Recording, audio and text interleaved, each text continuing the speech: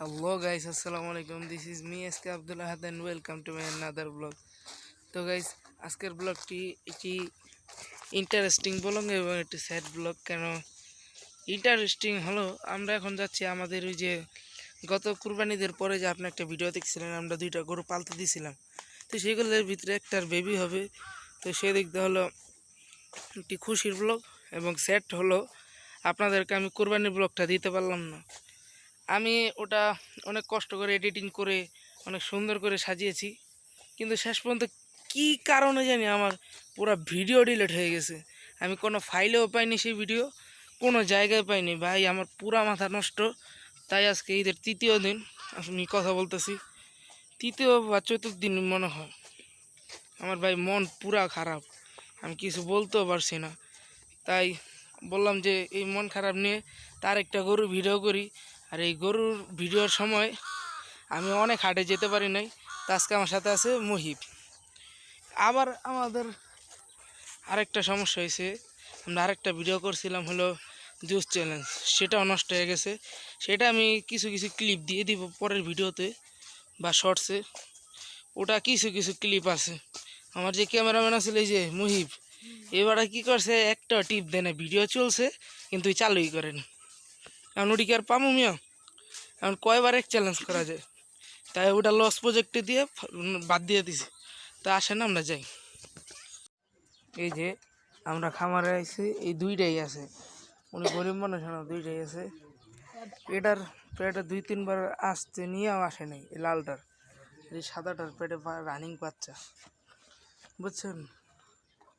এই বাচ্চাটা, এটার পেটে এখন বাচ্চা আছে। আমি বাচ্চা হইলেও দেখাবো। আর এটা আমি হলো রোজারি দিয়ে ভিডিও করতে পারি না। হলো এটা রে, এই যে লালটা রে, আমি ভাই ধরতে নিয়েছি এমনি করে আদর করতে।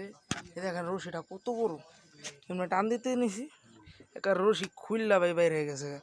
এদিকে মুহিব রশি খুললা বাইরে গেছে, পরে ধরতে পারি না ভাই। ওই গোবর টোবরে আমার ওদিকটা ফালাই দিছে, ধরতে পারি না। অনেক কষ্টে মষ্টে দৌড়ছি, তারপর ভিডিও করা হয়নি, বুঝছেন? তো আপনাদের সাথে একটু পরে কথা হইব। কিন্তু এদিকে আবার কিছু ছাগল আছে, এই যে অনেক আছে, বুঝছেন? এদিকে ছাগলও আছে। আপনাদের সাথে পরে কথা হয়। তো গাইস, আমরা মাত্র গরুগুলো দেখলাম, আপনাদেরকে দেখালাম যে পেটে বাচ্চা আছে। তো বাইরে হওয়ার পরে ওনাদের সাথে কথা বললাম। তো কয় মাস হয়েছে সেটা জিজ্ঞাসা করছেন। কয় বাবা তোমরা যে গরু দিছো, এই গরুগুলো বাবা ভালো হয় না কি কে?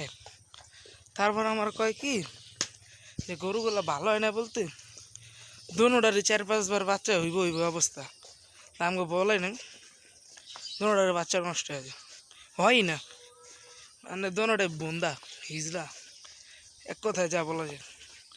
ভাই এই গরুর বাচ্চার আশা করা যায় না, এগুলো বিক্রি করে লাই দিব, আমরা বুঝতে পারি না। ভাই দোনোটা কিন্তু ভুট্টি জাত, জানেন? আমরা মনে হচ্ছে দেশি গরু, মানে ছোটো বাচ্চা, মানে ভুট্টি। খাবার দাবার ভাই কোনো কিছু কম নাই, আর কমও খায় না। তো এর ভিতরে এই অবস্থা। সামনে আমাদের আরও গরু আছে, সেগুলো দেখাইয়া তারপরে আপনাদের সাথে আবার দেখা হইতি। তো আমার এই কথাটা শুনে মন খারাপ হয়ে গেছে। এই যে আমরা আসছি আমাদের অন্য গরুর কাছে, এই যে অস্টল আর এই যে ওর কিউট একটা বাচ্চা আছে। তো গাইস দেখলেন তো আমাদের সাথে পুরাপুরি স্ক্যাম। আমাদের ওই দুইটা গরুর অবস্থা ধরতে গেলে ভালো না, কি করবো ভাই? এগুলা বিক্রি ছাড়া কিছু করা যাবো না। আর দিলে কসাইয়ের কাছে দিতে হবে, আর নয়তো ই করতে হবে, বিক্রি করতে হবে। আর এই যে অস্টলটা যে 2,40,000 ভাই, ওনারা টাকা পাইয়া যে কেমনি কিনছে কইতে পারি না। কেনার পরে এখন স্ক্যাম হয়ে গেছে। তো একটু পরে আপনাদের সাথে দেখা হবে। না গাইস, আর দেখা হবে না। আল্লাহ হাফেজ।